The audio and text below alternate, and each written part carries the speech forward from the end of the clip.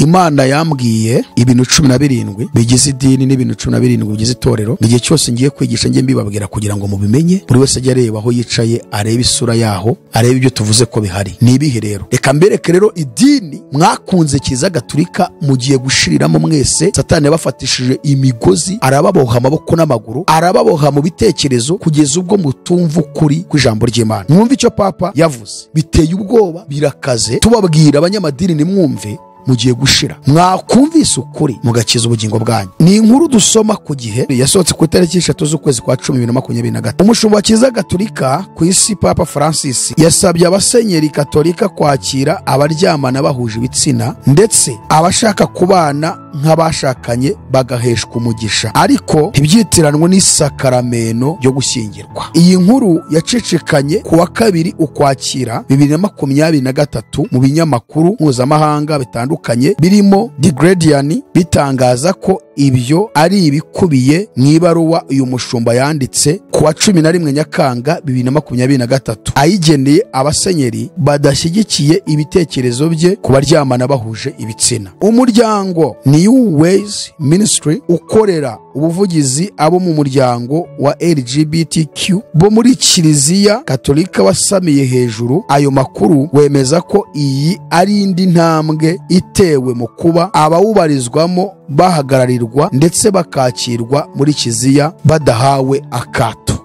Ntabwo itorero ritotezwa na leta, itorero ritotezwa n'abantu babeshya ko nabo bafite iyo myizerere, abanyamadini. Reba komenti z'ibyo mwandika munuka, kandi turi kubabwira ukuri kugira ngo mutazarimbuka, kuko mwabaye imbata z'amadini mugafata Imana kiri muri ziranzo muteraniramo. Abantu bavuga rero ko ngo Antikristo nazanga aribwo zatoteza itorero, bari kujijisha abantu kugira ngo ibizira bikomeza kuza tubyakire dutegereje gutotezwa kundi kuzaza. Antikristo nta bushobozi afite bwo gukora ku mugaragaro muri iki gihe, kandi rero n'ikitonderwa mwebwe mujijisha abantu. Ubu nibwo ari gukora nabi cyane, kandi nibwo bugoma ari gukoresha, kuko umuntu ukubeshya kandi arimo kukwica niwe mubi kurenza uko undi yaza afite inkota ati ndakwica. Wamenya uburyo umuhunga, wamenya n'uburyo umwisha, cyangwa ukamenya ko agiye kukwica wabimenye neza kuko byanga byakunda ugiye gupfa ukabasha kwitegura. Ariko umuntu ukujijisha akakubeshya kandi arimo gushaka kukwica kandi bikarangiza kwishe, uwo niwe mubi. Antikristo rero muri ibi ari gukora nibwo ari gukoresha uburyo bw'ubugome bubi cyane, kuko arajijisha abantu bakagira ngo baracyakijijwe kandi baramaze kwakira Satani muri bo, ubugingo bwabo bwaramaze kugurishwa ikuzimu. Kuko Yesu ari we mutwe w'itorero, niwe ugomba gutekerereza itorero. Ababishop bo muri iyi minsi imeruka, abapasiteri, aba aposo, abapadiri, papa n'ibindi bigize ko ari bo batekereza itorero. Ariko reka mvuge ngo batekereze idini, ko itorero ryo ntabwo ritekererezwa n'umuntu wari wese. Itorero rya Kristo ritekerezwa na Kristo. Niyo mpamvu umuntu uyoboye itorero rya Kristo ajya kugisha inama Kristo, afata ibihe byo gusenga, afata ibihe byo kwiyiriza ubusa, akabaza Imana, dukora iki? Ibi bije bimeze bite? Tugenze gute Mana? Yesu tubwire, itorero ryawe ritandura. Ese ibi bije ntabwo ushaka kwanduza itorero? Agasenga kugeza ubwo amafi ashobora guhinduka nk'ay'ihene, ari kugisha inama Kristo, kuko niwe ugira inama itorero. Utarakimenya ikintu rero bazakubwira ko mu idini ari itorero rinyura, bazanakubwira ko itorero rikomoka mu idini, bazanakubwira ko itorero rirerwa n'idini n'ubwo idini ari umwanzi w'itorero. Nuko bigisha abo bantu iyo bari kuvuga yuko itorero rya Kristo rimwe ibanga, nicyo bashaka kwerekana, kugira ngo dukomeze tube mu madini atuyobye, atwigisha inyigisho z'ubuyobe, akomeze kutujijisha ijuru kandi ntaryo dufite. Ntabwo ishaka kuba mu buzima bwo gushidikanya no gukekeranya ijuru. Mu gihe ugikekeranya ijuru, mu gihe ugishidikanya ku birebana no kujya mu ijuru, ntabwo uzarijyamo, kuko ugomba kuba ufite ibyiringiro, kandi ibyo byiringiro bikaba bifite ubugingo. Niko muri ibyo yaririmbye, ari nacyo nibugaruke uyu munsi kigaragaza itorero ko rifatika, ari umuntu arikoraho akureba uri umukristo nkamenya ngo uri itorero rya Kristo. Yesu aje none wajya mu ijuru. Ntabyo kuvuga ngo uri mu ibanga, ngo ndabikekeranya, ngo ni Yesu bizi. No, nta Bikira Mariya wabaye ko Mariya ntigeze aba isugi ngo arinde apfa ari isugi. Yasamye inda y'umwuka abyara Yesu akiri isugi. Yosefu aramushaka, babyaye abana harimo witwa Yakobo n'uwitwa Yuda. Aba banditse inzandiko ebyiri, Yakobo yanditse urwandiko na Yuda yandika urundi, tubona muri Bibiliya. Iyo ni imwe mu miryango ya Satani iyoboye isi, ikorera muri UN nayo ikaba iyoboye abaperezida b'ibihugu byose byo ku isi. Rero hari amabwiriza menshi abategetsi b'isi mu bihugu byabo basigaye bakira, ariko aturutse muri iyo miryango Satani yashyizeho. Itorero rero ikibabaje nuko abizera bari gusubira inyuma, aho gusenga ngo bambare imbaraga z'Imana, babe maso, bakanguke kugira ngo babashe guhangana n'izi mbaraga, kandi bamenye imikora Satani harimo araca kugira ngo arimbuze abantu. Bamenye strategy Satani ari gukoresha, Antikristo ari gukoresha mu buryo bw'amayoberane.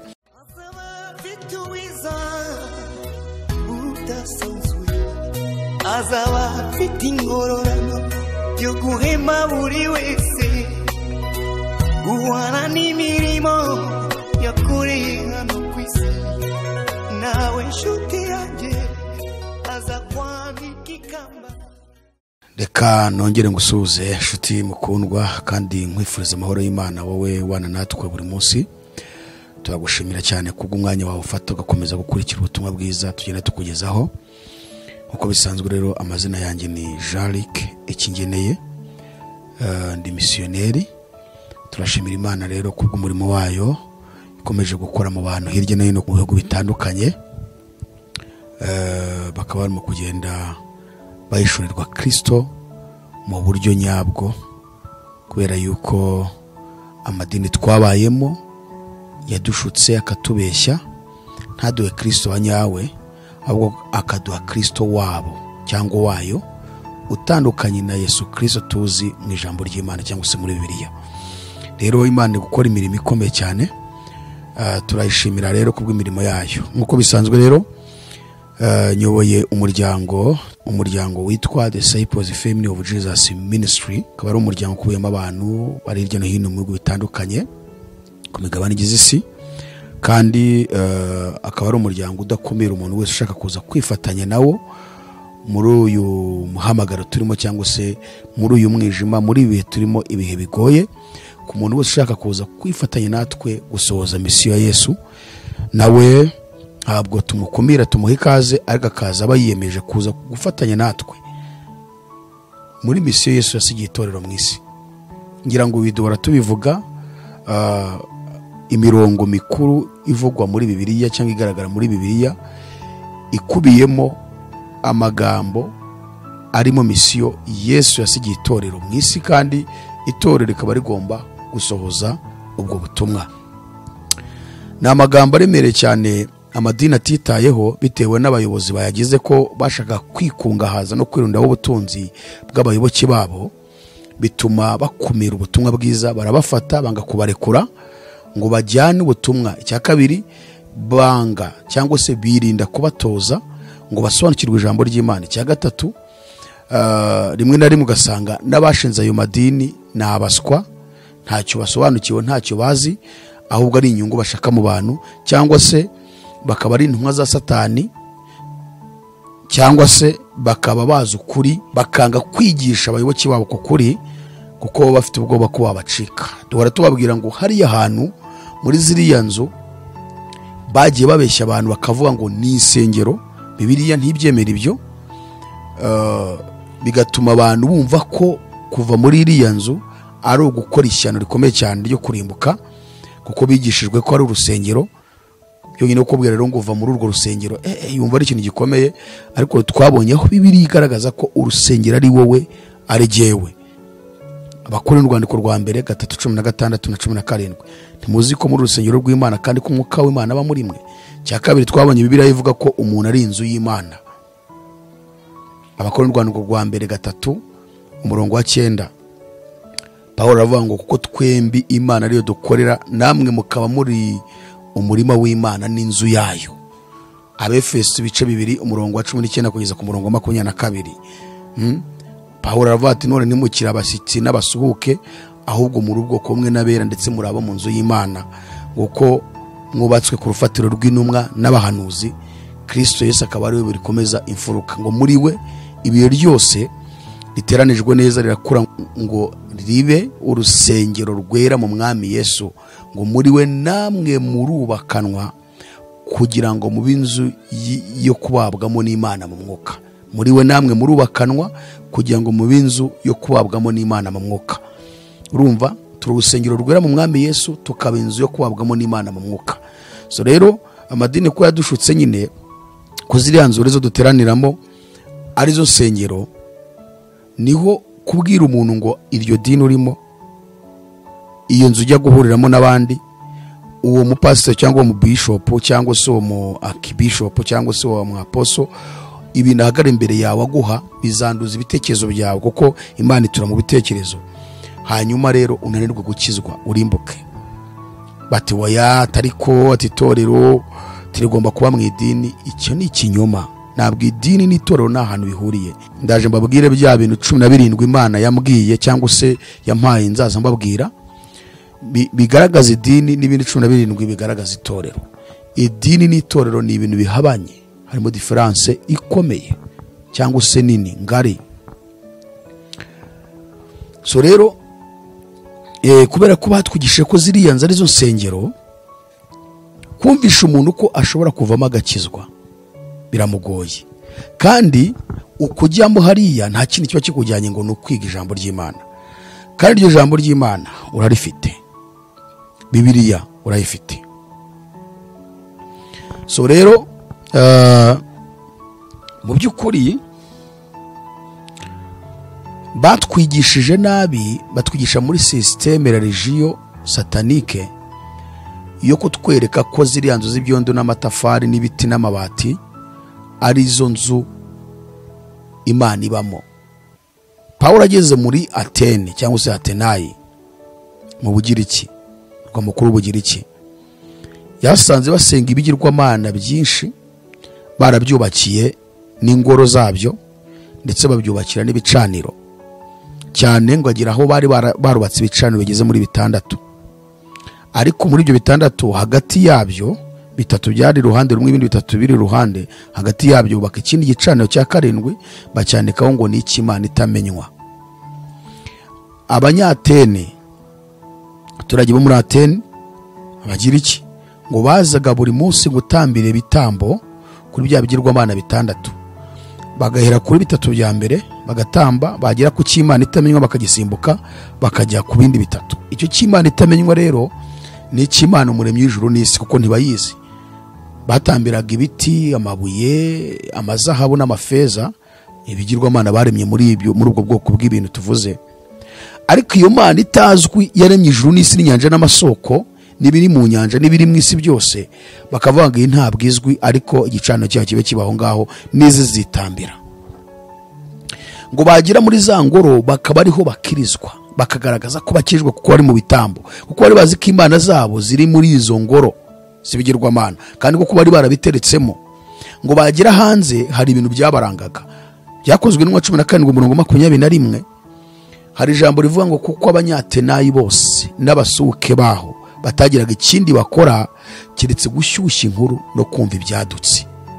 Urumva ibintu bibiri bakoraga, gushyushya inkuru, kumva ibyadutse. Ariko umunsi wo kujya mu ngoro zabo gutambira bya bigirwamana no kubisenga no kubisingiza no kubiramya, ngo bagahinduka ba marayika, kuko baga bazi ko bageze mu nzu aho Imana iri. Basohoka bakumva Imana yabo bayisize hehe muri iyo nzu, bagasubira gutara inkuru, gushyushya inkuru no gutara ibyadutse. Uko niko barokore mu minsi imperuka abitwa ngo ni abanyamadini bameze, kuko abayobozi bayahagarariye batubwiye ko Imana iba muri ziriya nzu. Impamvu babitubwiye muri systeme utapfa gusobanukirwa ishimije cyane, aho bagaragaje ko ziriya nzu duteraniramo ari zo nsengero. Kuvuga ko ari urusengero egari kugaragaza ko Imana irimo aho ngaho ari hiba. Ariko tubonye Pawulo abwiye Abakorinto urwandiko rwa 3:16 ngo ntimuzi ko muri urusengero rw'Imana kandi ko umwuka w'Imana aba muri mwe. Tubonye ku murongo wa 9 w'icyo gice tuvuze ahavuga ngo kuko twembi Imana ariyo dukorera, namwe mukaba umurima w'Imana n'inzu yayo. Tubonye mu Befeso ibice 2 umurongo wa 19 kugeza 22 aho batubwiye ngo nimukira abashyitsi n'abasuhuke, ngo ahubwo murabo mu nzu y'Imana ndetse muri ubwoko bumwe n'abera.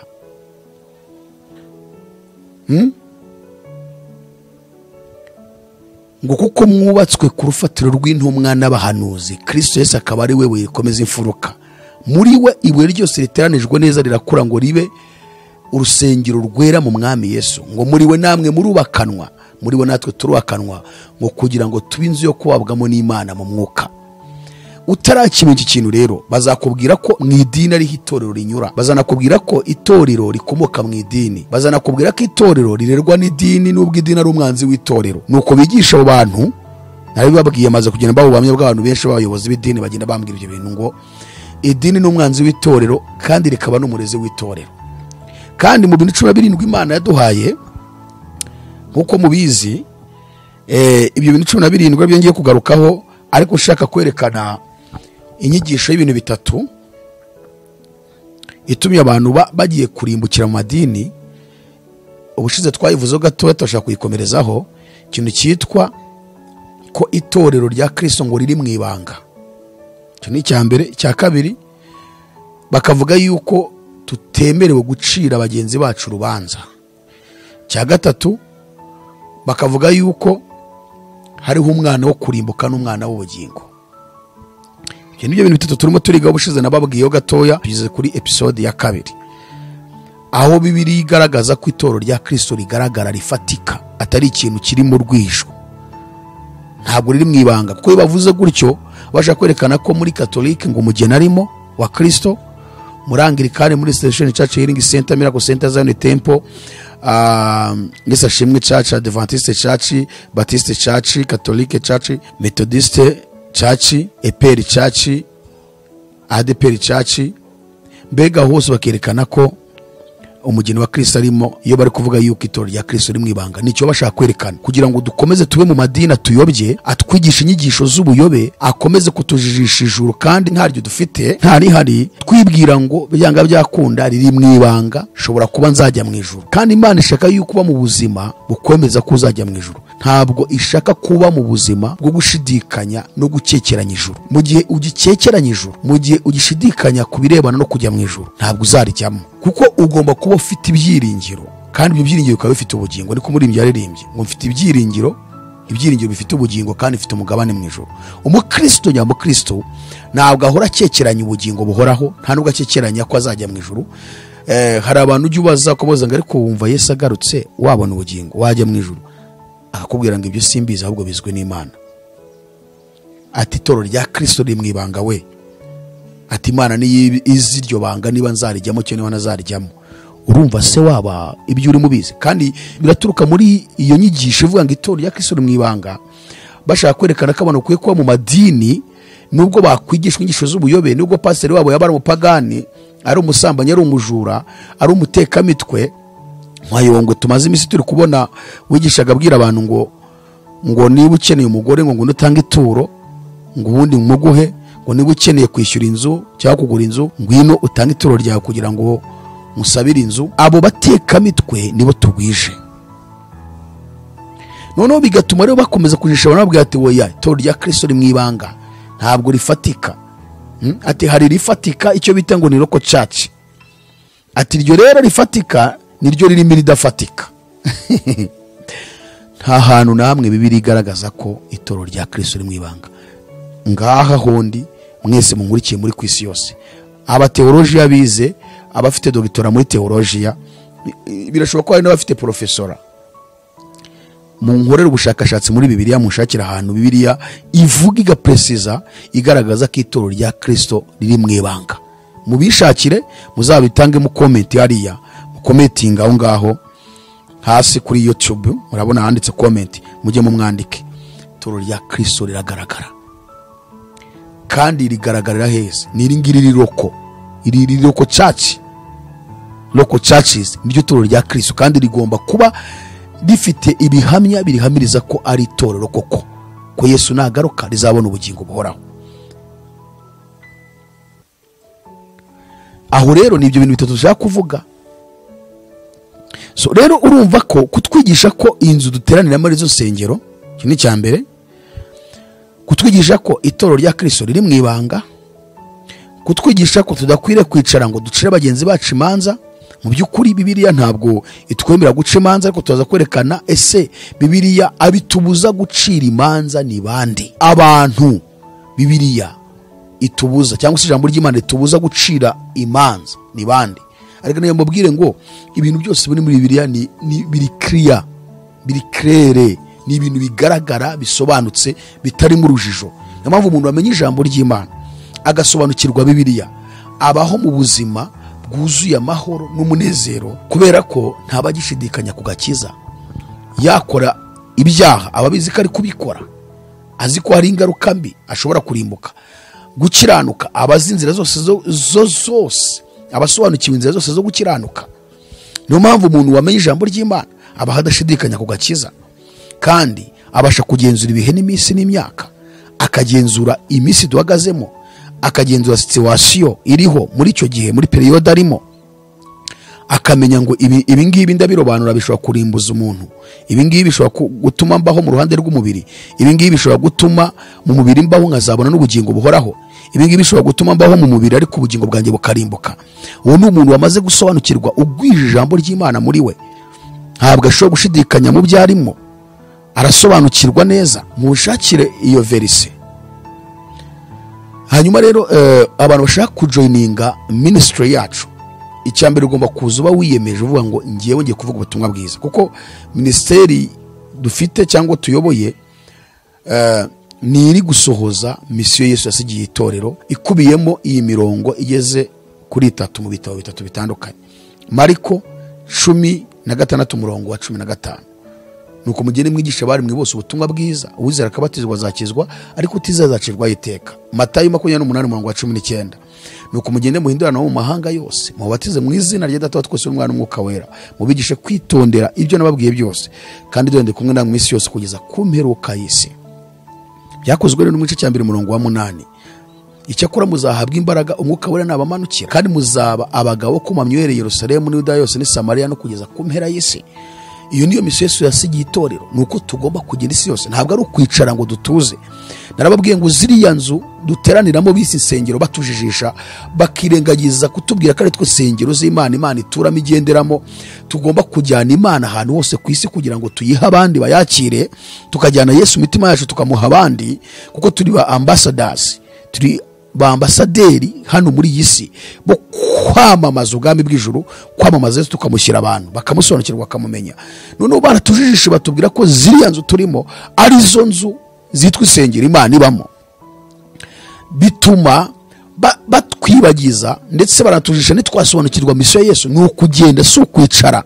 Ziriya nzu rero bita isengero ni ahantu hagomba kuba habera training, abantu bose bagatrainingwa, abadamu bagatrainingwa, abakobwa bagatrainingwa, abasore bagatrainingwa, abagabo bagatrainingwa, abasaza n'abakecuru bagatrainingwa, ku buryo naho yicaye mu rugo bamusuye nubwo ashaje abahindura, kandi tugatrainingwa ku buryo tuba abakristo beza bakijwe bene imbuto zikwiriye abajya mu ijuru abihannye, ku buryo imbuto zacu zibanza zikavuga ubutumwa kabiri tukahamya, kuko agakiza cyangwa se ubutumwa bwiza tuvuga cyangwa iri jambo ryitwa guhamya rikubiyemo ibintu bitatu kugira ngo bibe byuzuye neza misiyo ya Yesu tuba tuyujuje. Icyambere hari imbuto, kwera imbuto. Icya kabiri hari ukuvuga. Icya gatatu hari ugukora. Ni ukuvuga ngo guhamya twamamaza ubutumwa bwiza cyangwa dusohoza misiyo Yesu yasigiye itorero, iriya tubonye nyine hari mbabwiye muri Mariko, muri Matayo no mu byakozwe n'intumwa, ikubiyemo ibintu bitatu. Ari ukwera imbuto zikwiriye abihannye, ari nacyo nibugaruke uyu munsi kigaragaza itorero ko rifatika, ari umuntu arikoraho nakureba uri umukristo nkamenya ngo uri itorero rya Kristo. Yesu aje none wajya mu ijuru, ntabyo kuvuga ngo uri mwibanga ngo ndabikekeranya ngo ni Yesu bizi, no, icyo ndakigarukaho. Icyambere rero iyi misiyo ya Yesu nari mbabwiye ngo ibintu bitatu bikubiyemo kugira ngo ibe yuzuye tuyisohoze. Hari ukwera imbuto. Ntabwo ushobora kwera imbuto zikwiriye abihannye cyangwa abakijijwe udafite ijambo rya Kristo rigwiriye muri wowe. Niyo mpamvu Dawidi muri Zaburi 105 umurongo Zaburi 105 umurongo wa 11 yaravuze ngo nabiki ijambo ryawe mu mutima wanjye kugira ngo ntagucumuraho. Urumva iyo urifite muri wowe ubasha kubaho mu buzima budacumura ku Mana. Kwera imbuto z'Umwuka wera. No kuvuga ngo rero icyambere kiza gisohoza misiyo Yesu yasigiye itorero, iriya tubonye yo kugenda mu mahanga yose, icyambere ni ukwera imbuto aho uri, ku ishuri, mu rugo rwawe, mu kazi, sosiyete urimo, ukagaragaza imbuto. Izi mbuto turazigarukaho uyu munsi. Icya kabiri ni ukuvuga, guhamya, twatuza akanwa kacu tugahamya Yesu, tugahamya wo twizeye, tugahamya ko twavutse ubwa kabiri, tukagaragaza ko abantu batavutse ubwa kabiri bakiri muri bya bindi byitwa ngo byabyawe n'umuntu, cyangwa se bya bindi Bibiliya yavuze ngo nikibyawe n'umubiri nacyo ubwacyo kibara umubiri, ngo nikibyawe n'umwuka nacyo ubwacyo kibara umwuka. Kwerekana ko abantu batari bakira Yesu Kristo umwami n'umukiza ngo bizere, bavuke ubwa kabiri, babyarwe n'umwuka, badashobora kuzahinguka mu maso ya Yesu, badashobora kuzahinguka imbere y'Imana, kwerekana ko ikibyawe n'umubiri nacyo n'umubiri. Abantu bose bakirimo kamere, bakiri muri kamere yo muri Adamu, batari bizera Yesu ngo bavuke ubwa kabiri, kuko birivuga ko Adamu ari we wari ubugingo buzima, hanyuma hakaza Yesu nawe birikavuga ko ari Adamu wa nyuma utanga ubugingo, we ngo ni umwuka utanga ubugingo. Rwandiko rwa mbere Paulo yandikiye Abakorinto 15:45 havuga ko Yesu ari Adamu wa nyuma, nta Adamu wa kabiri ubaho, kuko hari abo njya numva bavuga ngo hari Adamu wa mbere na Adamu wa kabiri. No, hari Adamu wa mbere wari ubugingo buzima, akaba na Adamu wa nyuma wahindutse umwuka utanga ubugingo, ari we Yesu. Uvuze ko Yesu ari Adamu wa kabiri, wakwerekana ko ari uwa gatatu. Ari dini rifite indi myemerere yaryo rigaragaza ko Yesu ari Adamu wa kabiri, noneho uwashinze iryo dini akaba ari Adamu wa gatatu, akaba kandi ari na Adamu wa nyuma nyine waje. Iryo dini ni irihe ko nyibagiwe we? Ndaryibagiwe n'inyibuka ndaza kuri babwira. Ariko Bibiliya igaragaza ko Yesu ari we Adamu wa nyuma, nta wundi wigeze abaho usimbura Yesu. Yesu ni Adamu wa nyuma kandi akaba umwuka utanga iki? Ubugingo. Rero abantu batari bava muri kamere yo muri Adamu ngo bakire Yesu Kristo, babe bavutse ubwa kabiri, nkuko tubisoma mu butumwa bwiza bwanditswe na Yohana igice cya 1 umurongo wa 12, ngo icyakora bamwemeye bose bakizera izina ry'abahawe ubushobozi bwo kuba abana b'Imana, ngabo ntibabyawe n'amaraso cyangwa n'ubushake bw'umubiri cyangwa n'ubushake bw'umugabo, ngo ahubwo babyawe n'Imana. Kuvuga ngo DNA yabo ni y'Imana, ni kimwe. Kibyawe n'umwuka nacyo n'umwuka, n'ikibyawe n'umubiri nacyo n'umubiri. Abantu rero batari bizera Yesu ngo bavuke ubwa kabiri, baracyari mu byabyawe n'umubiri. Kandi Paulo avuga ati ntabwo rero ibibora bishobora kuragwa ibitabora, kandi n'ibitabora ntibishobora kuragwa ibibora. Kama basomere urwandiko Paulo yandikiye Abakorinto rwa mbere ibice 15 umurongo wa 50 haravuze ngo nuko bene data icyo mvuga ni iki, yuko abafite umubiri n'amaraso bisa batabasha kuragwa ubwami bw'Imana, kandi ibibora bitabasha kuragwa ibitabora. Abantu bose bafite umubiri n'amaraso bakomoka muri Adamu wa mbere, batabizera Yesu Kristo ari we Adamu wa nyuma ngo bavuke ubwa kabiri. Ubwo ni ukuvuga ngo baracyabarizwa muri kategori y'abafite umubiri n'amaraso, baracyari muri babandi babyawe n'umubiri. Ariko ababyawe na Yesu bavutse ubwa kabiri kubwo kwizera Yesu Kristo, ni ikibyawe n'umwuka. Paulo ati rero ntabwo abafite umubiri n'amaraso bashobora kuragwa ubwami bw'Imana, ngo kandi ntabwo ibibora bishobora kuragwa ibitabora, ntibibaho. Noneho rero iyi misiyo ya Yesu, iyi misiyo Yesu adusigiye,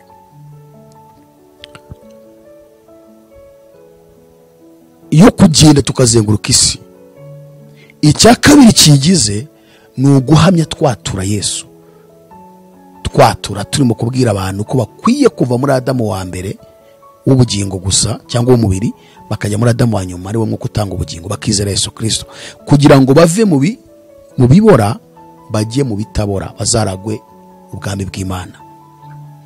Imana ntibora, Yesu ntabora, bahoraho iteka ryose. Twebwe turabora, turapfa, ntabwo ushobora kuzabana na Yesu ubora, bibaho se? Kugira ngo rero ubashe kuragwa ubwami bw'Imana ni kugomba kwizera Yesu Kristo, nawe ukajya mu bitabora, kuko byawe n'umwuka, uhindutse umwuka. Nubwo ukiri mu mubiri, umubiri wacyahari, ariko umuntu w'imbere uzabona Imana yarazutse, yavutse ubwa kabiri. Imana niyo yamubyaye, afite gakondo yateguriwe mu bwami bw'Imana. Icya gatatu cyuzuza misiyo ya Yesu ni imirimo myiza, gufasha imfubyi, abapfakazi, abakene, indushyi, imirimo yose igaragaza abana b'Imana. Niko Paulo yavuze mu Befeso 2:10, kuko turabo yaremye ituremeye imirimo myiza muri Kristo Yesu, iyo Imana yiteguriye kera ngo tuyigenderemo. Tumwa bwiza bwa Yesu Kristo bwanditswe na Yohana 12:26. Yesu iryo jambo waryivugiye, yaravuze ati umuntu nankorera ankurikire, kuko aho ndi n'umugaragu wanjye ari hazaba, umuntu nankorera data azamuha icyubahiro. Hari ugukurikira Yesu, hari no kumukorera. Ugomba gukora Yesu ukanamukurikira, kandi ugomba gukurikira Yesu ukanamukorera. Kumukurikira egare kumwizera.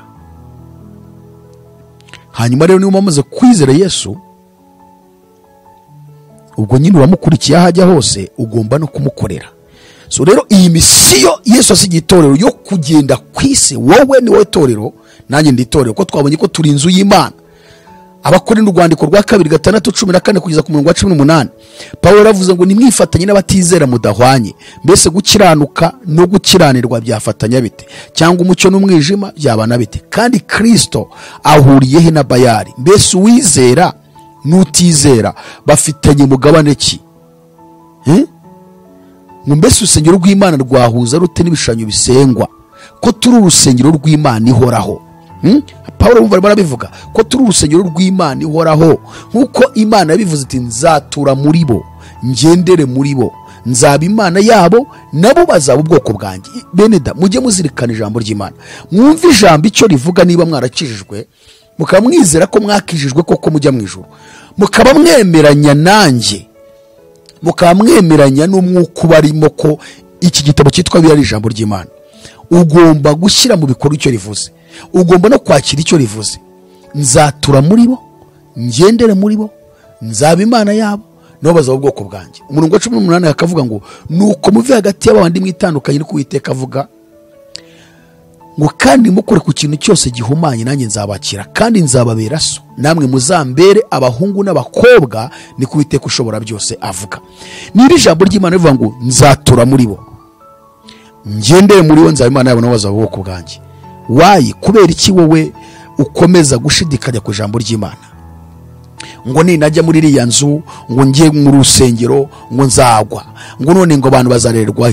Ubundi uwo murizo ukurera umaze imyaka 10 ukaba utarasobanukirwa Yesu, ukaba utarahindura n'abantu 2 cyangwa 3, ukaba nawe ubwawe utarasobanukirwa ijambo ry'Imana, ngo uzarererwa mu myaka 10. Icyo yakureresheje utegereje ko azakureresha ni ikihe? Umaze imyaka 10, 5, 3, 4, 7, 8, 15, 20, ukaba upfuye urinze usaza, nta muntu umubwirije ubutumwa bwiza. Ukavuga ngo none ngo kidini ariho umuntu arererwa, ngazarererwa he? Ngo ko mukura abantu mu nzu y'Imana, ngo ninde uzabarera? Ngo ubusa ahubwo akanye sindi kukurera, nturi muranyumva se? Kubunyumvishe byarangiye nakureze. Izo mbaraga ubonye zituma unyumva, n'uri ndimo ndakurera, ndi kukwereka nyina gakiza kariko, ndi kwereka misiyo Yesu. Urumva se ntari kukurera? None ubundi burero ukeneye burenze ubu ngubu ndimo ndaguhana ubuhi? Kujya hari bagakomeza kukubeshya ngo niwe uzarerwa, kandi burero batangiye kumfata ndimo kubuguha, ndimo kubuguha, kandi mara kubuguha ukabumenye neza ugasobanukirwa. Bari abandi batajya kuri social media badakurikirana ubutumwa bwiza, ni wowe ugomba kugenda ukajya kubahindura nyine, ukababwira uko kuri wamaze kumenya, bakagusobanukirwa. Ni Imana idushakaho no gusohoza misiyo ya Yesu. Ushatse kwifatanya natwe rero uratujoininga, ukaza witeguye gukoresha imbaraga zawe, ubwenge bwawe, ubushobozi ufite. Gahunda zose z'itorero tuzigenderamo uko Bibiliya zivuga. Reba hasi aho ngaho kuri screen yawe urahasanga link utujoining hasi rwose. Reba aho ngaho urimo kurebera ahanditse intego za Iron TV, urebe munsi yaho hahera urasanga link ya WhatsApp utujoining. Nicyo gihe cyo kugira ngo twamamaze ubutumwa bwiza, dusoze misiyo ya Yesu dukoresheje ubutunzi bwacu, amafaranga yacu, ubushobozi bwacu, ubwenge bwacu, imbaraga zacu, tukageza aho abantu ubutumwa bwiza. Hanyuma tukiraho ifite igitabo kuri nahishwe. Iki gitabo ni igitabo gikuyemo inyigisho zirebana n'ibihe by'imisi imeruka, kirimo inyigisho za eschatology, inyigisho zirebana no kugaruka kwa Yesu, inyigisho zirebana n'imikorere ya Antikristo. Kigizwe n'ingingo 12 kuri iyo topic tubabwiye. Ikindi kandi gifite page 108, si kinini sinagitoya. Ni igitabo kizosoma ukaba umunyabwenge, uko kuri wahishwe mu idini yawe ubamo, bishop yaguhishe, apostle yaguhishe, cyangwa se wenda ashobora kuba watanabizi nawe ntabyo azi, kuko ari abashinga amadini kubw'inyungu zabo bashaka kwigira ngo bashaka kugira ngo bibonera amaturo n'ibya 10, ibaka batabizi, bigatuma ubaho akujimije cyangwa kuzimiza, ntumenye ko uri kurimbuka kandi wibwira ko ujya mu ijuru. Iki gitabo cyiza rero kirimo ingingo ya mbere yeba no kugaruka kwa Yesu. Twarabisobanuye cyane, bizagenda gute, ni gute, ni bande bazagenda bazava mu isi. Ingingo ya kabiri twasobanuye imikoro ya Antikristo mu bihe bitatu. Aha twasenye inyigisho z'aba Adventiste zivuga yuko papa ari wa Antikristo. Dusenye noneho n'inyigisho zigishwa muri teologiya zivuga yuko iriya nyamaswa ivuga mu byahishwe 13 ngariyo Antikristo. Kinyoma gikomeye cyane, ntago ari Antikristo. Bakongera bakavuga ko kandi Antikristo n'umuhanuzi w'ibinyoma ngari abantu babiri batandukanye. Hoya, Antikristo si nyamaswa. Antikristo ni nawe muhanuzi w'ibinyoma, ariko batandukanye umuhanuzi w'ibinyoma na Antikristo. Cyo ni ikinyoma kandi nanone Antikristo niwe muhanuzi w'ibinyoma, kuko nkuko Yesu, nkuko tubona ko Imana igizwe n'ubutatu bwayo bwera, nubwo hari amadini amwe n'abayoboke bamwe izi nyigisho bazihakana, ariko Bibiliya y'ubwayo irabigaragaza ko Imana ari imwe mu butatu. Ariko icyo nivugira ni iki, nuko Satani nawe afite ubutatu bwe bw'umwijima, ubutatu satanike. Satani akunda gukora ibintu bya pirate yakopiye iby'Imana. Byahishwe 16:12 havugwamo ubutatu satanike: ikiyoka, inyamaswa n'umuhanuzi w'ibinyoma. Ikiyoka Bibiliya ivuga ko ari cyanza ka kera yitwa umwanzi na Satani. Byahishwe 12:7. Hanyuma inyamaswa akaba ari ubutegetsi cyane, Bibiliya ikabirenguriza ku muryango w'abibumbye. Umuryango w'abibumbye Bibiliya yivuze inyamaswa niwo ibiri mu gushaka kuvuga, kuko ibyo bakora ni ubunyamaswa. Barica abantu mu mubiri no mu buryo bw'umwuka. Ibitekerezo by'abawugize benshi biyobowe na Satani, barashyira mu bikorwa by'umwanzi Satani ashaka. Hanyuma umuhanuzi w'ibinyoma akaba ari Antikristo, kuko yishyira mu cyimbo cya Yesu. Iyo bavuze anti babashatse kuvuga uwishyira cyangwa se uhakana cyangwa se uwishyira. Iyo hingiyeho ngo Kristo bisobanura ngo nuwishyira mu cyimbo cya Kristo cyangwa se uhakana Kristo. Mu yandi magambo rero, niba yishyira mu cyimbo cya Kristo, Bibiliya ivuga ko Yesu ari we Mesiya, yagomba kuza ari umuhanuzi muri Isiraheli. Antikristo rero kuko yishyize mu cyimbo cya Kristo, ubwo niwe muhanuzi, kuko kugeza uyu munsi Isiraheli iracyategereje Mesiya ugomba kuza nk'umuhanuzi wabo. Rero Antikristo kuko ari we wishyira mu cyimbo cya Yesu cyangwa cya Mesiya, ni umuhanuzi w'ibinyoma, kuko ibyo ahanura byose si Imana izabimuha, n'abakoresha muri iki gihe siyo iba yabimuhaye. Rero ibyo avuga byose n'ibyo akora byose ni ibinyoma ku Mana. Niyo mpamvu yitwa umuhanuzi w'ibinyoma. Umuhanuzi w'ibinyoma ni Antikristo, nkuko Yesu ari we muhanuzi w'ukuri. Rero teologiya ikavuga ko inyamaswa ivuga mu byahishwe 13 ari Antikristo, ikongera igatandukanya Antikristo n'umuhanuzi w'ibinyoma. Umuhanuzi w'ibinyoma cyane bakunda kumugaragaza nk'ubupapa, ikinyoma. Rero twasobanuye imikoro Antikristo mu bitatu: igihe yakozemo bwa mbere, uko yakoze, abo yakoranye nabo, n'intwaro yifashishije mu kurwanya itorero rya Kristo. Igihe cya kabiri tugaragaza ko ari iki gihe duhagazemo, iki turimo cya none. Iki akaba ari cyo gihe kibi, nongere mvuye ngo kibi, kuko Antikristo ari gukora mu buryo bw'amayoberane. Teologiya rero n'abantu benshi bitwa bavuga butumwa bigishijwe inzoga za Babuloni muri ariya madini, inyigisho z'ubuyobe, bakavuga yuko Antikristo ngazaza agatoteza n'itorero. Bakunda kwerekana ko agomba kuza agatoteza itorero, ariko iki gitabo koneshwe kigaragaza ko itorero bakakanye ririmo gutotezwa. Iyo mvuze itorero mbashaka kuvuga umukristo nyamukristo, ntago ndi kuvuga umuntu witera ko akijijwe kandi akijijwe, ntago ndi kuvuga abajya amadini bose bafite aho babarizwa. Umukristo wera imbuto zikwiriye abakijijwe arimo aratotezwa. Nshuti z'Imana, ubu tugiye muri detaye buri kantu mwasanga abakristo banyabo bari mu gutotezwa. Antikristo ari kubatoteza.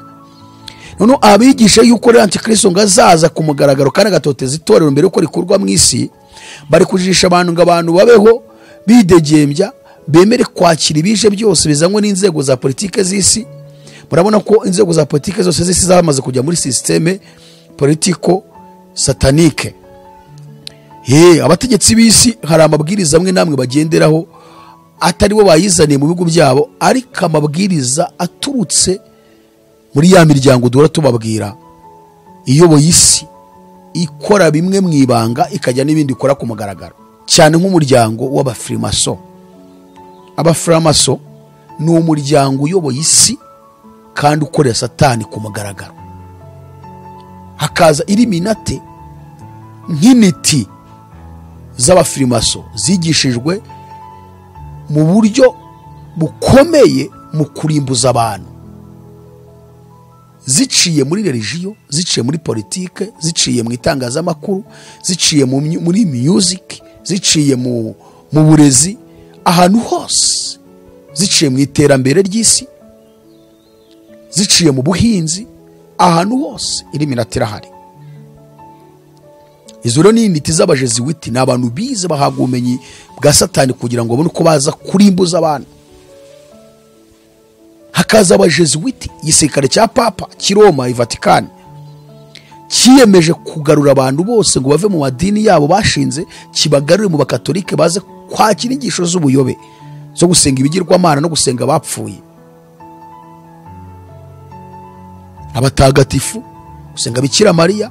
Ibinyoma bivuga ko Bikira Mariya yabayeho kandi ntiyigeze abaho. Bibiri bivuga ko habayeho Mariya. Iri jambo Bikira niryo bamwongereho ngo n'umubikira, ngo ni isugi, ntiyigeze ashaka umugabo, ntiyabyaye abandi bana, ngo yabyaye Yesu gusa. Kandi Bibiliya si kwivuga, ni ntagatifu yanyu musoma igaragaza ko Mariya yabyaye. Icyo nicyo kibazo mwebwe abanyedini mugira, musome ntagatifu murasanga Bibiliya ntagatifu igaragaza ko Mariya yabyaye abandi bana.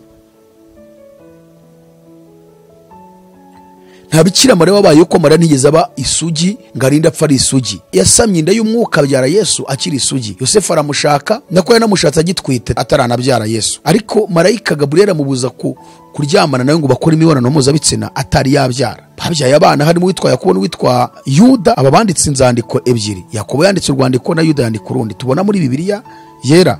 Hakuna ntagatifu birimo. Izo ni inyigisho za katolika z'ubuyobe. Gusenga ishapure, kwifashisha ishapure bagagira kuri Yesu, kujya imbere kuri alitari kuri biriya bishushanyo bakabanza bakabiramya bakabipfukamira.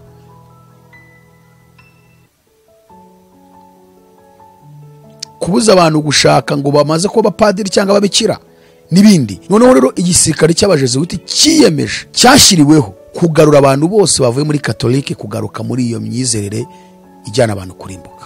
Iyo ni imwe mu miryango ya satani iyoboye isi, ikorera muri UN nayo ikaba iyoboye abaperezida b'ibihugu byose byo ku isi. Rero hari amabwiriza menshi abategetsi b'isi mu bihugu byabo basigaye bakira, ariko aturutse muri iyo miryango satani yashyizeho. Itorero ikibabaje nuko abizera bari gusubira inyuma aho gusenga ngo bambare imbaraga z'Imana, babe maso bakanguke kugira ngo babashe guhangana n'izi mbaraga, kandi bamenye imikora satani harimo araca kugira ngo arimbuze abantu, bamenye strategy satani gukoresha, antikristo gukoresha mu buryo bw'amayoberane. Itorero rya Kristo nyaryo ririmo riratotezwa. Ariya mazu rero hagomba kuberamo training hariya muri ziriya nzu twita isengero. Abayobozi bayoboye abo bayoboke bagombaga kujya batoza abantu, bamara kubatoza bakabasengera bakajya kuvuga ubutumwa bwiza. Nabo abo barimo barahindura bakabatoza bakajya kuvuga ubutumwa bwiza. Nababandi nabo babayobozi bagakomeza gutoza abandi, bakabahindura bakabatoza bakajya kuvuga ubutumwa bwiza. Ikintu kibabaje ni ukuvuga ngo bafasha abantu barabihererana, baragenda barabicaza, baza kubasazishiriza muri izo nzu zitwa isengero, kandi hariya haraho gutrainingira abantu, bamara gutrainingwa bagasengerwa bakagenda. None umuntu arahicara akarinda asazira, bakamushyingura akagenda avuga ngo akoreye Imana. Yakoreye Imana iki? Komisiyo ya Yesu yasigiye itora ari ukugenda tukajya guhindura abantu. None abantu baricara muri ziriya nzu twita isengero bakazisaziramo. Antikristo rero ari gukora mu buryo bw'amayoberane. Icyo ni igihe cya kabiri twasobanura hano mu gitabo kuri nahishwe, tugaragaza ubu buryo bw'amayoberane kari bwo buryo bukomeye. Maze kandi abateolojiya n'abigisha bamwe bateoya itorero ritegereje akarengane. Abadivantisi bavuga ngo itorero ry'abadivantiste ngo rigiye gutotezwa riziri cyumweru. Hanyuma abanyamadini ya Gipantekote bakavuga ngo itorero ngo rizatotezwa, ngo ritegereje gutotezwa, ngo Antikristo ngo naza zaritoteza ngo Yesu abone kuricyura. Kandi ubwo ni uburyo bwo kujisha abantu. Abadive bari kuyobya abantu berekana ko aribo bari mu kuri, hanyuma abaprotestani bakajisha abantu berekana ko dutegereje Antikristo zaza gutoteza itorero. Kandi harimo uburyo bwo kujijisha abantu, icyambere kugira ngo bumve ko igihe cyo gutotezwa kitari cyaza, abantu bakomeze kwebera ibizira biza mu bihugu byabo, bakomeze bakira ibintu bishobora kubarimbuza, bakira inyigisho z'ubuyobe, bategereje ngo gutotezwa kuzaza. Gutotezwa ni kwigeze guhagarara ku itorero n'ubu kuracyahari. Kubera iki se? Kuko birivuga yuko itorero ntabwo turi ab'isi, mu isi si iwacu. Niba wanze gutotezwa uzemera kugendera mu byo isi kuzanira kugira ngo utegereze ukundi gutotezwa kuzaza. Ariko gutotezwa ku itorero kurahari. Nurese niba Yesu yaravuze muri Yohana 15 Yohana 15 umurongo wa 18 na 19, kavuga abisi niba banga bamenye ko babanje kunyanga batarabanga. Iyo mu abisi baba babakunze, ariko kuko mutarabise n'abatonje mu bisi nicyo gituma abisi babanga. Kandi nk'uko ijambo nababwiye ni umugaragu narota shebuja, niba bandenganije namwe bazabarenganya. Matayo 5:11 Yesu aravuga ngo namwe muzahirwa ubwo bazabatuka bakabarenganya bakababeshyera ibibi byinshi babampora, muzanezerwe muzishime kuko ingororano zanyu ari nyinshi mu ijuru. Matayo 10 umurongo wa 18 bazabashyira abami n'abanyabyaha, muzabagabo bo kumamya imbere y'abapagani. Ntabwo itorero mu isi zigera rikundwa habe na gatoya. Uko ryatangiye ritotezwa n'ubure cyatotezwa mu buryo noneho bw'amayoberane. Ntabwo bakibamba abantu, ntabwo bakibatwika, ntibakibagaburira intare, ntibakibafata ku ngufu. Ariko mu bihugu bya Aziya hamwe turahaza, bamwe bagenda babikora mu Buhinde, mu Bushinwa, hano za Somalia, za Nigeria, ibyihebe, za Pakistan, Kazakhstan, Afghanistan. Turabona ibihugu bimwe abakristo bicwa urufu n'agashinyaguro. Ibi bihugu byacu birimo ubwigenge cyane, bikoronijwe na Leta Zunze Ubumwe za Amerika n'Ubwongereza. Ngira ngo byo turabizi ko gutotezwa ku itorero mu buryo bugaragara ntabwo bigaragara, ariko riri gutotezwa mu buryo bw'umwuka. Urugero, murebe mwebwe abantu kuko mungana kandi mwitwa ngo mwarizeye. Kandi icyitonderwa, ntabwo itorero ritotezwa na leta, itorero ritotezwa n'abantu babeshya ko nabo bafite iyo myizerere, abanyamadini. Reba komenti z'ibyo mwandika munuka, kandi turi kubabwira ukuri kugira ngo mutazarimbuka, kuko mwabaye imbata z'amadini mugafata Imana kiri muri ziranzo muteraniramo. Ubu se ni muri kuntoteza. Gutotezwa turumva tubibamo nibyize bihagarara. Abantu bavuga rero ko ngo Antikristo naza ngaribwo zatoteza itorero, bari kujijisha abantu kugira ngo ibizira bikomeza kuza tubyakire dutegereje gutotezwa kundi kuzaza. Kandi mu gihe tutaremera kugendera mu kuri ngo ducunganwe n'ibirimo biraza bitazatwanduza ngo turimbuke, ntabwo gutotezwa ku mugaragaro kuzabaho. Ngo barigisha ngo Antikristo ngo azaza ariko itorero ryavuye mu isi. Ni ukuri Antikristo azakora ku mugaragaro itorero ryagiye. Kubera iki se? Antikristo nta bushobozi afite bwo gukora ku mugaragaro muri iki gihe. Kandi rero n'icyitonderwa, mwebwe mujijisha abantu, ubu nibwo ari gukora nabi cyane, kandi nibwo bugoma ari gukoresha. Kuko umuntu ukubeshya kandi arimo kukwica niwe mubi kurenza uko undi yaza afite inkota ati ndakwica. Wamenya uburyo umuhunga, wamenya n'uburyo umwihisha, cyangwa ukamenya ko agiye kukwica, wabimenye neza kuko byanga byakunda ugiye gupfa ukabasha kwitegura. Ariko umuntu ukujijisha akakubeshya kandi arimo gushaka kukwica kandi bikarangiza kwishe, uwo niwe mubi. Antikristo rero muri ibi ari gukora nibwo ari gukoresha uburyo bw'ubugome bubi cyane, kuko arajijisha abantu bakagira ngo baracyakijijwe kandi baramaze kwakira Satani muri bo, ubugingo bwabo bwaramaze kugurishwa ikuzimu. Ntabwo ashobora rero kuza ku mugaragaro. Kubera iki? Iyo usomye mu rwandiko rwandikiwe Abikolosayi cyo cya 18, mumbabarire uyu murongo uwumve cyane. Hari ijambo rivuga ngo Yesu niwe mutwe w'umubiri, niwe torero, kandi niwe tangiye n'ifuro kuzuka mu bapfuye.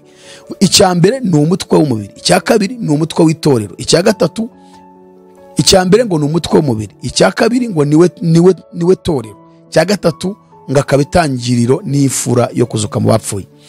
Iyo bavuze umubiri baba bashatse kuvuga itorero, kuko itorero ni umubiri wa Kristo. urwandiko rw'Abakorino rwa mbere ibice 12 uzo gusoma igice cyose urabisangamo.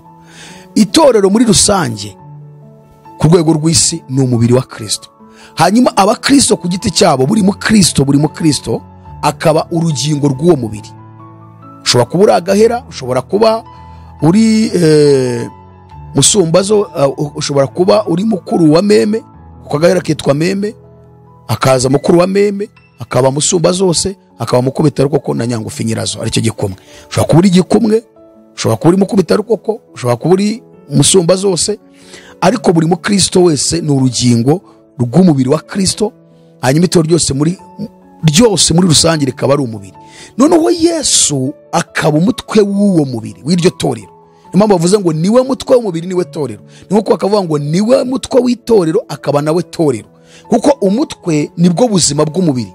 Umutwe niwe uri mu bwonko, niwe ubamo n'ibitekerezo by'ibyo umuntu agomba gutekereza akaba yabikora.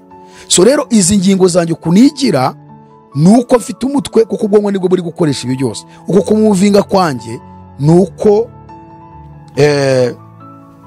mfite ubwonko, nuko umutwe uhari. Yesu niwe utekerereza itorero. Nta mu bishop, nta mu pastor, nta mu cardinal, nta papa, nta musenyeri, nta bishop, nta pastor wemerewe gutekereza itorero. Yesu niwe ugomba gutekereza itorero. Niyo mpamvu muzarebe Mose mu butayu bwa Sinai, igihe cyose abisirayeli babaga biduruvumbanyije cyangwa se bafite ibindi bintu bari gukora yababwira ntibumve, yazamukaga Sinai mu buvumo akubitaho 40 atarya atanywa, ari kubaza nyiri torero ryo mu butayu rya Isiraheli. Kuko Yesu ari we mutwe w'itorero, niwe ugomba gutekerereza itorero. Aba bishop bo muri iminsi imeruka, aba pastor, aba apostle, aba padiri, papa n'ibindi bigize ko ari bo batekereza itorero. Ariko reka mvuge ngo batekereze idini, ko itorero ryo ntabwo ritekererezwa n'umuntu uwo ari wese. Itorero rya Kristo ritekerezwa na Kristo. Niyo mpamvu umuntu uyoboye itorero rya Kristo ajya kugisha inama Kristo, afata ibihe byo gusenga, afata ibihe byo kwiyiriza ubusa, akabaza Imana, dukora iki, ibi bije bimeze bite, tugenze gute Mana? Yesu tubwire, itorero ryawe ritandura, ese ibi bije ntabwo ushaka kwanduza itorero. Agasenga kugeza ubwo amavi ashobora guhinduka nk'ay'ihene, ari kugisha inama Kristo, kuko niwe ugira inama itorero. Niwe torero rero. Niba rero bitubwiye ko Yesu ari we torero rya Kristo, niwe torero, niwe mutwe w'itorero kandi, kuko niwe nyine kapitali y'itorero. Mu yandi magambo, umutwe niyo kapitali y'umubiri. Yesu aracyari hano mu isi kuko niwe torero, niwe mutwe w'itorero, ari hano mu isi. Itorero rifite amaso, rifite amatwi, ryumva imigambi ya Satani na Antikristo byo bagambirira. Rifite amaso, rirareba rikamenya ngo uyu ni dayimoni, uyu ni Antikristo, ibi ni ibiki, ibirimo kuza mu isi. Ntabwo Antikristo rero ashobora gukora ku mugaragaro, kubera ko Yesu yahita amutungira agatoki abari mu isi bose, agatanga n'ibimenyetso byose. Iyo tuvuze ngo Yesu, nuko tubonye ko ari we mutwe w'itorero. Bivuze ngo rero itorero twebwe dufite amaso turabona, dufite n'amatwi yo kumva imigambi Satani arimo gukora. Dufite amaso ashobora kureba tukamenya ngo nguri Antikristo, dore ibimenyetso bimuhamya ko ari we, nimumukurikira mugiye kurimbuka, dore ukuntu bimeze, dore ukuntu bimeze. Niyo mpamvu rero adashobora kugaragara itorero rigihari, kuko Yesu aracyari hano muri iyi si, ari kumwe n'itorero rye. Agomba gukora mu buryo bwishe bw'amayoberane aciye muri biriya bintu nababwiye, yifashishije siyansi, tekinoloji, koranabuhanga, iyobokamana rya Satani rishingiye muri aya madini, agaca ku mafaranga, nuko abatinganya amafaranga kugira ngo bayaha abantu baba batinganye, agaca muri filozofi n'ahandi harahari henshi. Ntabwo rero ashobora kugura ku mugaragaro. Igihe cya kabiri rero nicyo gihe kibi, ari gukora mu buryo bw'amayoberane. Icya gatatu nuko azakora itorero ryavuye mu isi. Rero ubu buryo ari gukoramo bw'amayoberane nibwo buri kugenda bwinjiza itorero mu gutotezwa, kandi azaritoteza atagaragara, azaritoteza yifashishije amadini, azaritoteza yifashishije inzego za politike z'isi, azaritoteza yifashishije iriya miryango twaberetse imukorera, abafrimaso, iliminate n'abajeziwiti, ndetse bakoresha igikoresho cyabo cyitwa umuryango w'abibumbye. Nacyo kibisasibirize mu baperezida b'ibihugu byose, nabo babisasibirize mu bayoborana kurwanya abizera by'ukuri batari guhuza n'amategeko y'ibihugu, cyangwa se batarimo kugendera, bafite amahame yabo, ayo mahame akaba adahuza n'amategeko agenga ibihugu, bitewe n'uko ayo mategeko rimwe na rimwe ashobora guhumanya ubugingo bw'abantu bamaze kwizera Yesu. Urumva rero birakomeye inshuti z'Imana, birasaba ko buri muntu wese acana ku maso. Igitabo kuneshwa rero ingingo ya 2 ni Mikoro Antikristo mu 3. Ingingo ya 3 twasobanuye ikirebana no gupimirwa imirimo ku itorero, twarabisobanuye mu Byahishuwe 13-15. Iki gitabo dusobanura ingingo ya 4 irebana n'intangiriro, process y'intangiriro y'ubukwe bw'umwana w'intama. Byahishuwe turabisobanura mu gice cya 17, twasobanura Byahishuwe igice cya 19 kuva ku murongo wa 7 kugeza ku murongo wa 11. Dusobanura Byahishuwe igice cya 20 cyose. Dusobanura Byahishuwe igice cya 14 kuva ku murongo wa 14 kugeza ku murongo wa 21. Dusobanura Byahishuwe igice cya 16. Dusobanura iby'intambara ya Armagedoni kuva ku murongo wa 12 kugeza ku murongo wa 21. Dusobanura nanone kandi iby'intambara ya Armagedoni mu Byahishuwe 19 umurongo wa 11 kugeza 20. Twasobanura iby'ingoma y'imyaka 1000, Ibyahishuwe igice cya 20 cyose turakivuga. Dusobanura iby'intambara ya Gogi na Magogi ku Byahishuwe 20 umurongo wa 7 kugeza ku murongo wa 11. Mbega ushaka gusobanukirwa neza ibirebana na eschatology, cyangwa se ibirebana n'ibihe duhagazemo by'iminsi ya nyuma, twari igitabo cyitwa Ukuri Nahishwe, kigizwe n'ingingo 12. Uzasobanukirwa, uzabaho utikanga ikibi, kuko usobanukiye agakiza neza. Imana iguhe umugisha cyane. Dusa nkaho dusubikiye ahangaha ikiganiro, turashaka kugaruka noneho gusobanura neza biriya bintu 3 twababwiye. Amadini yahisha abantu, arakomeza kubaheza mu rungabangabo rw'agakiza, akanabaheza kandi mu kuba kazuyazi kubirebana n'agakiza. Reka mbasomere gatoya kuri iyi baruwa tubona ahangaha ya Papa. Ni inkuru dusoma dukuye ku Gihe, kandi iri gutrendinga muri iyi minsi. Ibyo tubabwira, twababwiye ko amadini afite ikibazo gikomeye muri iyi si, kandi mugiye kuyarimbukiramo muri benshi. Tubahamagarira kwitaba Yesu kugira ngo mumenye ukuri kubakize, kwisomera ijambo ry'Imana, kurisangira na bene so muhurijeho kugira ngo mumenye ukuri. Imana yambwiye ibintu 17 bigize idini n'ibintu 17 bigize itorero. Igihe cyose ngiye kwigisha ngiye mbibabwira kugira ngo mubimenye, buri wese ajye areba aho yicaye, arebe isura yaho, arebe ibyo tuvuze ko bihari. Nibihe rero kugira ngo mbone uko nsoma iyi baruwa ya Papa yanditswe na bino binyamakuru, hanyuma twumve icyo bivuga. Icyambere nuko Imana yambwiye ko itorero ryatangiriye mu ijuru n'idini rigatangira mu ijuru. Icya kabiri, se w'idini ni Satani, se w'itoro ni Imana. Icya gatatu, idini ni inzu ya Satani, itoro ni inzu y'Imana. Icya kane, idini ribitse ikinyoma, itoro ribitse ukuri. Icya gatanu, idini rivuga ikinyoma, itoro rikavuga ukuri. Icya gatandatu, idini rirwanya ukuri, itoro rikarwanya ikinyoma. Icya karindwi, idini rivuga ko ukuri kose kudakwiriye kuvugwa, itoro riti ukuri kose gukwiriye kuvugwa. Icya munani, idini rifite abantu rigize kandi barihagarare mu isi, itoro rikagira abantu barigize barihagarare mu isi. Icya cyenda, idini rirwanirira ikinyoma, itoro rikarwanirira ukuri. Icya cumi, idini ni igiti cy'ubwenge bumenyesha icyiza n'ikibi, itoro ni igiti cy'ubugingo. 11, idini rirwanya abantu bose bavuga ukuri, itoro rikemera kurenganywa n'idini rizira ukuri. 12, idini rivanga ikinyoma n'ukuri, itoro rikavuga ukuri gusa. 13, idini rikoresha ubwenge bw'isi mu kwamamaza ubutumwa, itoro rigakoresha ubwenge bw'ijuru mu kwamamaza ubutumwa bwiza bw'ami bw'Imana. 14, idini rigira ubwibone no kwishyira hejuru, itorero ryicisha bugufi. 15, idini ni inzira ngari, itorero ni inzira ifunganye. 16, idini ni urupfu, itorero ni ubugingo. 17, idini ni inzira igana ikuzimu yo kurimbuka, itorero ni inzira igana mu ijuru y'ubugingo buhoraho. Nibyo bintu 17 Imana yambwiye ko igihe cyose ngiye gukora ikiganiro nzaza mbibabwira, buri wese akareba idini arimo, agafata ibyo bintu akabishyira hari, akareba ibyo arimo.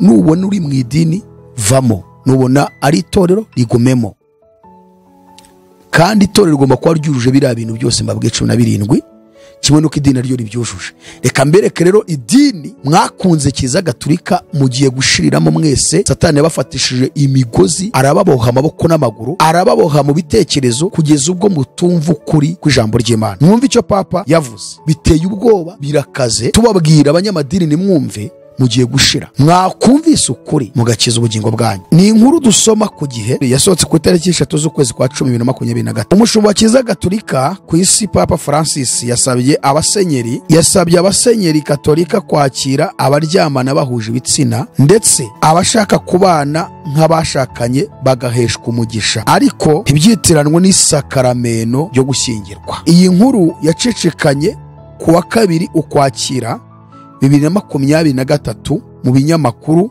mpuzamahanga bitandukanye birimo The Guardian bitangaza ko ibyo ari ibikubiye mu ibaruwa uyu mushumba yanditse ku wa 11 Nyakanga 2023 ayigeneye abasenyeri badashyigikiye ibitekerezo bye ku baryamana bahuje ibitsina. Umuryango New Ways Ministry ukorera ubuvugizi abo mu muryango wa LGBTQ bo muri Kiliziya Gatolika wasamiye hejuru ayo makuru, wemeza ko iyi ari indi ntambwe itewe mu kuba abawubarizwamo bahagararirwa ndetse bakakirwa muri Kiliziya badahawe akato.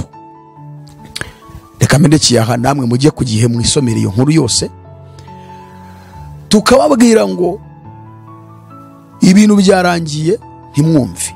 Murabizi ko icyicaro gikuru gihuza amadini yose ari hano kuri iyi si, yaba Islam, yaba ubukristu, yaba ubujudayizm, yaba imyemerere y'abadayimoni ya Hinduism, Buddhism. Murabizi ko icyicaro cyamaze gushingwa. Iyo nzu yarubatswe hariya muri Abu Dhabi muri Leta Zunze Ubumwe z'Abarabu. Murabizi ko bagitashye Papa ari we mushyitsi mukuru wavuze ijambo. Ni ukuvuga ngo Papa yarahagarariye ubukristo bwose ku rwego rw'isi, kandi niwe wari umushyitsi mukuru aho ngaho. Yavuze ijambo rikomeye agaragaza ko amadini yose agomba kwihuriza hamwe. None Papa arashishikariza abasenyeri bose ku rwego rw'isi ko bagomba kwakira abatinganyi muri Kiliziya Gatolika. Yamaze guhesha umugisha ugushyingirwa kw'abaryamana bahuje ibitsina, ariko aravuga ngo ntibishyirwe mu isakarameno ryo gushyingirwa. Mu yandi magambo ngo yabihesheje umugisha ariko ntibishyirwe muri rya sakarameno. Yabirangije. Tujye tubabwira ngo bagenda babizana gake, babyinjiza gake. Mwarabibonyeje bundi muri ADPR, murabibona muri Anglikani ukuntu bajunguje amabendera.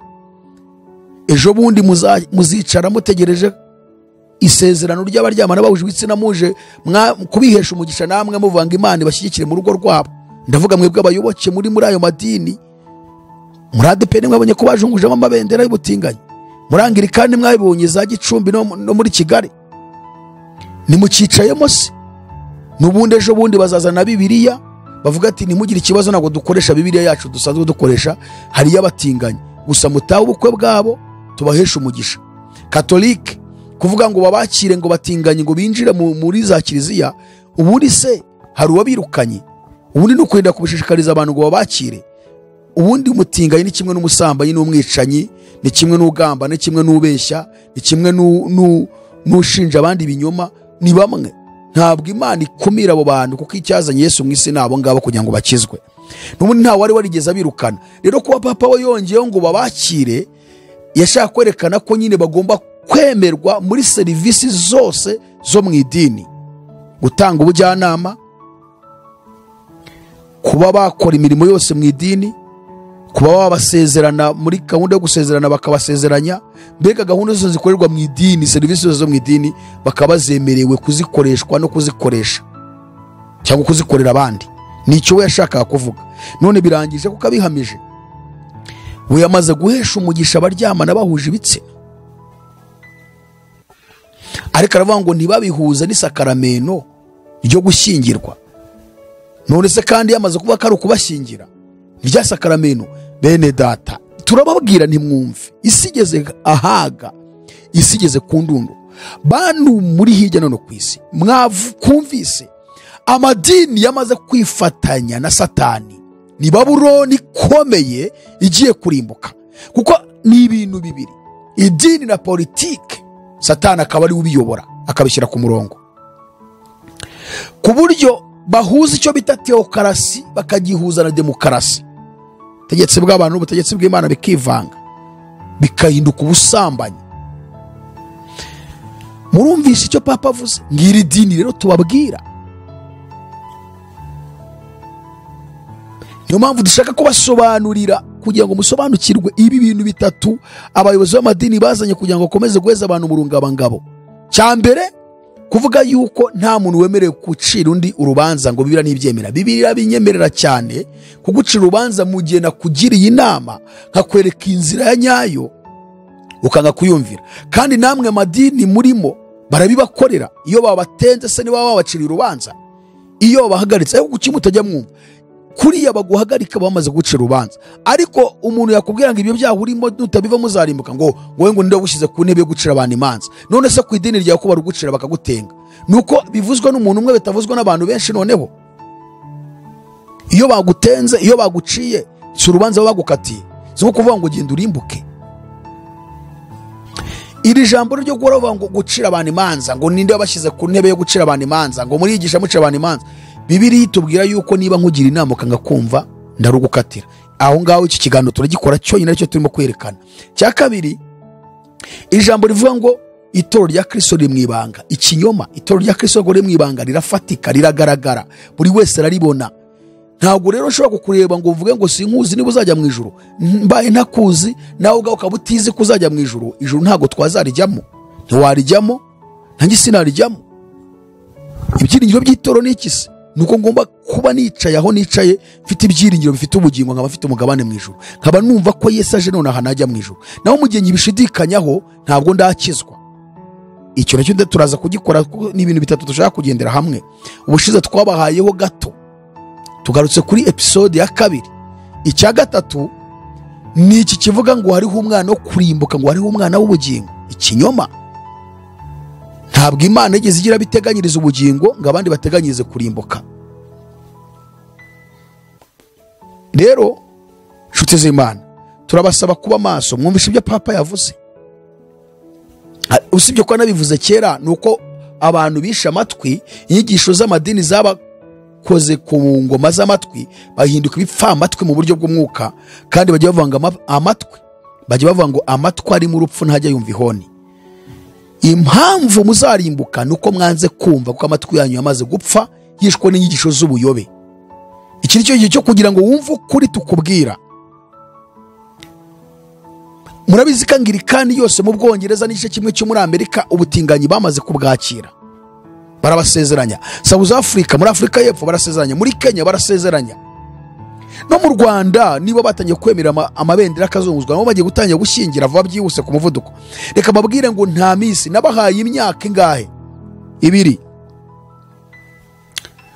Mu myaka 2 muzatangira kumva mu Rwanda barimo gusezeranya, muri ADPR basezeranya abatinganyi, muri Anglikani basezeranya abatinganyi, muzatangira kubyumva rwose muri Katolika basezeranya abatinganyi. Mu myaka 5 ho bizaba byamaze kuba byemewe noneho mu buryo bwose ku isi yose mu madini.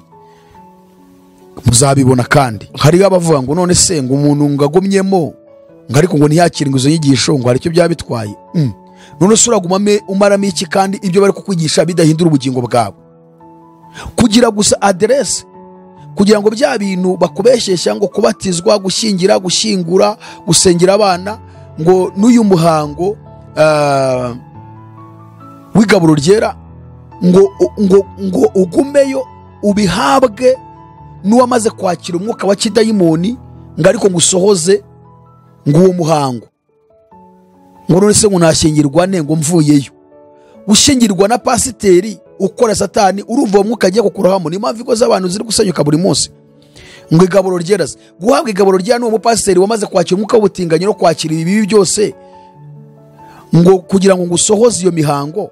Ubwo urumva atari umwuka urimo kukwinjiramo, ibyo nibyo urimo kwinjira, uwo mwuka niwo winjira muri wowe, ngo ni ukugira ngo iyo mihango isohoze. Aho niho abantu babera injiji bakaba bagiye kurimbuka. Kuba ufite aderese ngo ngire aho mbarizwa, ngo ngire inshuti ngo abansura, ntabwo bisobanuye kuzajya mu ijuru. Kugumamo ni ukwakira inyigisho za antikristo zigahindura mindset yawe. Kugumamo ni ukwakira iyo myuka mibi ikaguhindura.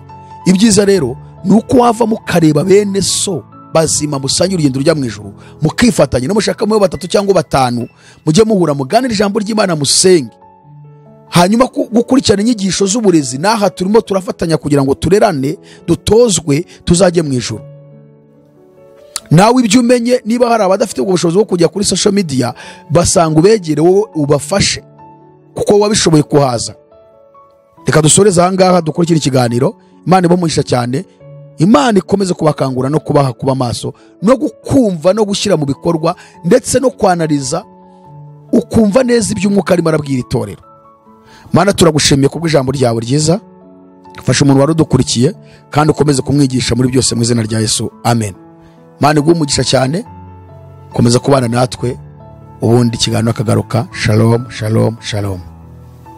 Azatujyana muri amazu meza yaduteguriye, nitugerayo tuzahora turiri, zaba kumwe na Eliya, zaba kumwe na Abrahamu, tuzahora